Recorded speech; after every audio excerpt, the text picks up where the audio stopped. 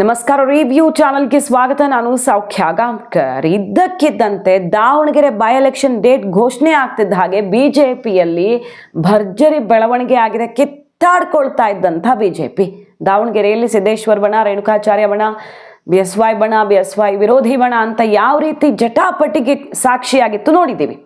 ಇದ್ರ ಮಧ್ಯೆ ಒಂದೇ ಒಂದು ಅಚ್ಚರಿಯ ನಿರ್ಧಾರ. ಈಗ ದಾವಣಗೆರೆಯಲ್ಲಿ ಬಿಜೆಪಿಗೆ ಗೆಲುವಿನ ಒಂದು ಆತ್ಮವಿಶ್ವಾಸವನ್ನು ಚುನಾವಣೆಗೂ ಮುನ್ನವೇ ತುಂಬುತ್ತಾ ಇರೋದು ಯಾಕೆ?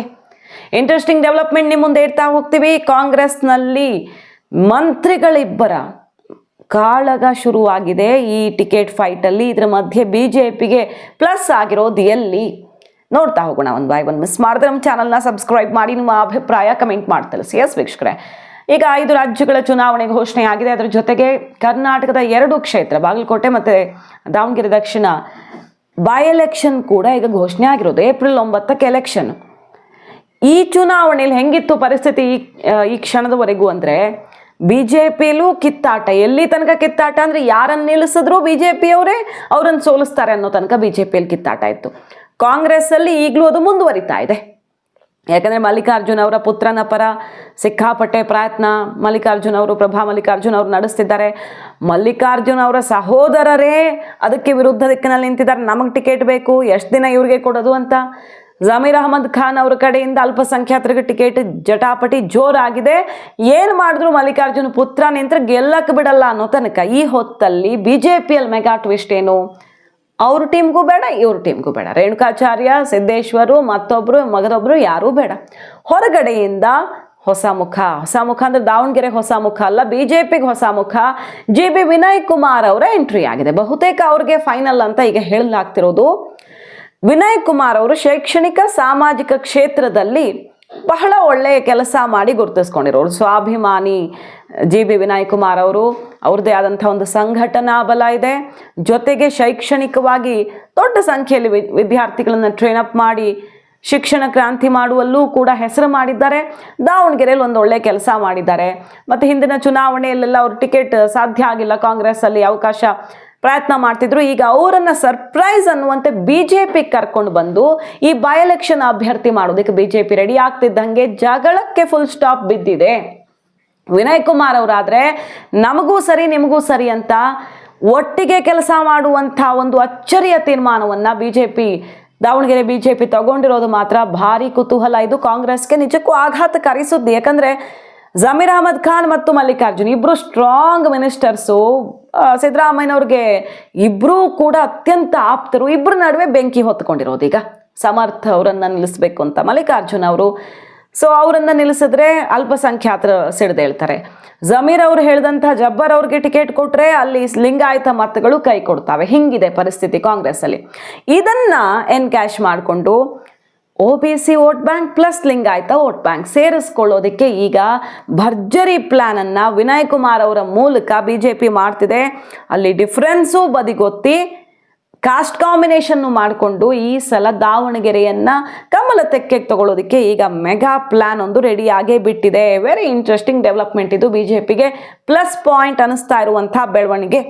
ಸರಿ, ಹಾಗಾದ್ರೆ ಕಳೆದ ಚುನಾವಣೆಯಲ್ಲಿ ಎಷ್ಟು ಪಡ್ಕೊಂಡಿದ್ರು ಮತಗಳನ್ನ? ಗೆದ್ದಂತಹ ಶಾಮನೂರು ಶಿವಶಂಕರಪ್ಪನವರು ಒಟ್ಟು ಪಡ್ಕೊಂಡ ಮತಗಳು 84,298.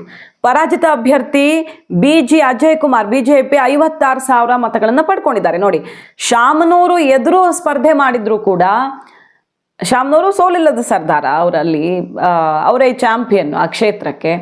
ಅವರು ಸ್ಪರ್ಧೆ ಮಾಡಿದ್ರು. ಬಿಜೆಪಿ ಒಳ್ಳೆ ಓಟ್ಸೇ ತಗೊಂಡಿದೆ, 56,000. ಸೊ ಅಲ್ಲಿ ಲಿಂಗಾಯತ ಮತಗಳನ್ನು ಹಿಡಿದಿಟ್ಟುಕೊಳ್ಳುವಲ್ಲಿ ಬಿಜೆಪಿ ಒಂದು ಹಂತಕ್ಕೆ ಯಶಸ್ವಿಯಾಗಿದೆ. ಬಟ್ ಈ ಒಳ ಜಗಳ ಜಟಾಪಟಿ ಇದೆಯಲ್ಲ, ಅದು ಬಿಜೆಪಿ ಕಾಸ್ಟ್ಲಿ ಆಗ್ತಾ ಬಂದಿತ್ತು. ಈಗ ಆ ಒಳ ಜಗಳಕ್ಕೊಂದು ಮದ್ದಾಡ್ತಿರೋದು ಕಾಂಗ್ರೆಸ್ಗೆ ಬಿಗ್ ಲಾಸ್ ಅನ್ನುವಂತೆ ಶಾಮನೂರು ಶಿವಶಂಕರಪ್ಪನವರಿಲ್ಲ. ಅವ್ರ ಜಾಗಕ್ಕೆ ಈಗ ಹೊಸಬ್ರನ್ನ ಕರ್ಕೊಂಡು ಬರಬೇಕು. ಅಲ್ಲೂ ಕೂಡ ಕಿಡಿ ಹೊತ್ಕೊಂಡಿದೆ. ಮಲ್ಲಿಕಾರ್ಜುನ್ ಅವ್ರ ಪುತ್ರನ್ನು ಕೊಟ್ರಿ, ಅವರ ಸಹೋದರರೇ ಇಬ್ಬರು ಸಿಡಿದೇಳೋಕೆ ರೆಡಿ ಇದ್ದಾರೆ. ಶಾಮನೂರು ಶಿವಶಂಕರಪ್ಪ ಅವ್ರ ಇನ್ನಿಬ್ಬರು ಪುತ್ರರು. ಮತ್ತೊಂದು ಕಡೆ ಇಲ್ಲಿ ಜಮೀರ್ ಅಹಮದ್ ಖಾನ್ ಆ್ಯಂಡ್ ಅಲ್ಪಸಂಖ್ಯಾತರ ಟೀಮ್ ಶಿವಗಂಗಾ ಬಸವರಾಜ್ ಸೇರಿದಂತೆ ಎಲ್ಲರೂ ಕೂಡ ಮಲ್ಲಿಕಾರ್ಜುನ್ ವಿರುದ್ಧ ದಿಕ್ಕಿನಲ್ಲಿ ತೊಡೆ ತಟ್ಟಿದ್ದಾರೆ. ಅದು ಹೆಂಗೆ ಮತ್ತೆ ಇವ್ರಿಗೆ MP, ಇವ್ರಿಗೆ ಮಂತ್ರಿ, ಇವ್ರಿಗೆ ಈ ಟಿಕೆಟು ಕೊಡ್ತೀರ ನೋಡೇ ಬಿಡ್ತೀವಿ, ನಿಂತ್ರ ಸೋಲಿಸ್ತೀವಿ ಅಂತ ಪಣ ತೊಟ್ಟಿದ್ದಾರೆ. ಜಮೀರ್ ಕೈ ಮೇಲಾಗತ್ತೋ ಮಲ್ಲಿಕಾರ್ಜುನ್ ಕೈ ಮೇಲಾಗತ್ತೋ ಅನ್ನೋದ್ರ ಮೇಲೆ ಕಾಂಗ್ರೆಸ್ನಲ್ಲಿ ಯಾವ ಹಂತದ ಜಟಾಪಟಿ ಆಗಬಹುದು, ಟಿಕೆಟ್ ಸಿಕ್ಕ ಬಳಿಕವೋ ಅನ್ನೋದನ್ನು ನಿರೀಕ್ಷೆ ಮಾಡಬಹುದು. ಈ ಹೊತ್ತಲ್ಲಿ ವಿನಯ್ ಕುಮಾರ್ ಅವ್ರಿಗೀಗ ಕಾಂಗ್ರೆಸ್ಸಲ್ಲಿ ಆಪ್ಷನ್ನೇ ಇಲ್ಲ. BJPಯಲ್ಲಿ ಒಳ್ಳೆ ಕ್ಯಾಂಡಿಡೇಟು ನ್ಯೂಟ್ರಲ್ ಆಗಿರೋರು ಬೇಕು, ಅವ್ರ ಕಡೆ ಇವ್ರ ಕಡೆ ಇಲ್ಲದಂತಹ ಕ್ಯಾಂಡಿಡೇಟ್ ಬೇಕು. ಈಗ ವಿಜಯೇಂದ್ರ ಅವ್ರಿಗೆ ಈ ಚುನಾವಣೆ ಮಾಡು ಇಲ್ಲವೇ ಮಡಿ ಅನ್ನೋವಷ್ಟೇ ಪ್ರತಿಷ್ಠೆ.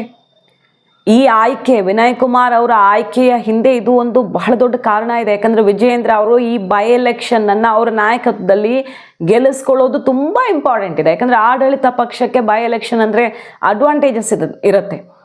ಅದರ ವಿರುದ್ಧ ವಿಜಯೇಂದ್ರ ಅವರು ಬೈ ಎಲೆಕ್ಷನನ್ನು ಗೆಲ್ಲಿಸ್ಕೊಂಡ್ರೆ ಇದೆಯಲ್ಲ, ಅವರ ನಾಯಕತ್ವಕ್ಕೆ ಆನೆ ಬಲ ಬರುತ್ತೆ. ಏನು ಗೊಂದಲ ಇದೆ ರಾಜ್ಯಾಧ್ಯಕ್ಷ ಕುರ್ಚಿ, ಮತ್ತೊಂದು ವಿರೋಧ, ರೆಬಲ್ಸು, ಅದು ಇದು ಎಲ್ಲವನ್ನ ಬದಿಗೊತ್ತೋದಕ್ಕೆ ಹೈಕಮಾಂಡ್ ಸಂಪೂರ್ಣ ಆಶೀರ್ವಾದವನ್ನು ಸಂಪಾದಿಸೋದಕ್ಕೆ ವಿಜಯೇಂದ್ರ ಅವರಿಗೆ ಭರ್ಜರಿ ಚಾನ್ಸ್ ಇದು.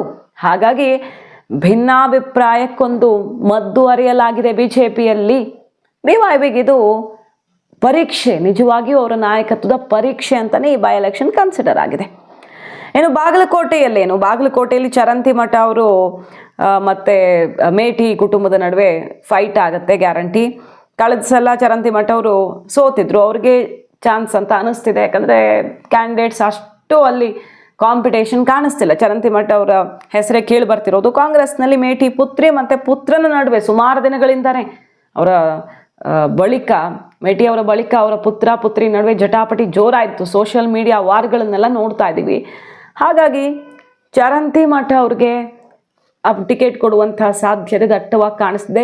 ಎರಡೂ ಕ್ಷೇತ್ರಗಳಲ್ಲೂ ಕೂಡ ಈ ವಿಜಯೇಂದ್ರ ಅವ್ರಿಗೆ ಅಗ್ನಿ ಪರೀಕ್ಷೆ ಆಗಿರೋದ್ರಿಂದ ಈ ಒಳ ಏಟು ಬೀಳದಂತೆ ಜಾಣತನದಿಂದ ಅಭ್ಯರ್ಥಿ ಆಯ್ಕೆ ಮಾಡಿಕೊಂಡು ಮುಂದಕ್ಕೆ ಸಾಗಬೇಕಾಗಿದೆ.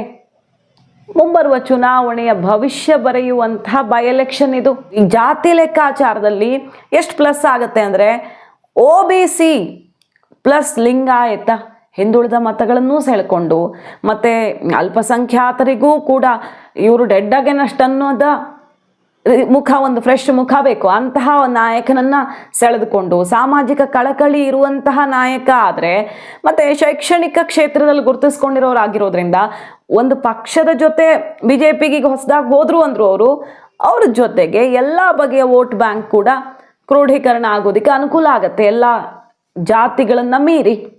ಇಷ್ಟೆಲ್ಲ ಲೆಕ್ಕ ಹಾಕ್ಕೊಂಡು ವಿನಯ್ ಕುಮಾರ್ ಅವ್ರಿಗೀಗ ಒಂದೊಳ್ಳೆ ಅವಕಾಶ ಓಪನ್ ಆಗ್ತಿದೆ. 10ಕ್ಕೂ ಹೆಚ್ಚು ಹೆಸರುಗಳು ಕೇಳಿ ಬರ್ತಿದ್ದಾವೆ. BJPಯಲ್ಲೂ ಆಕಾಂಕ್ಷಿಗಳು ತುಂಬ ಇದ್ದಾರೆ.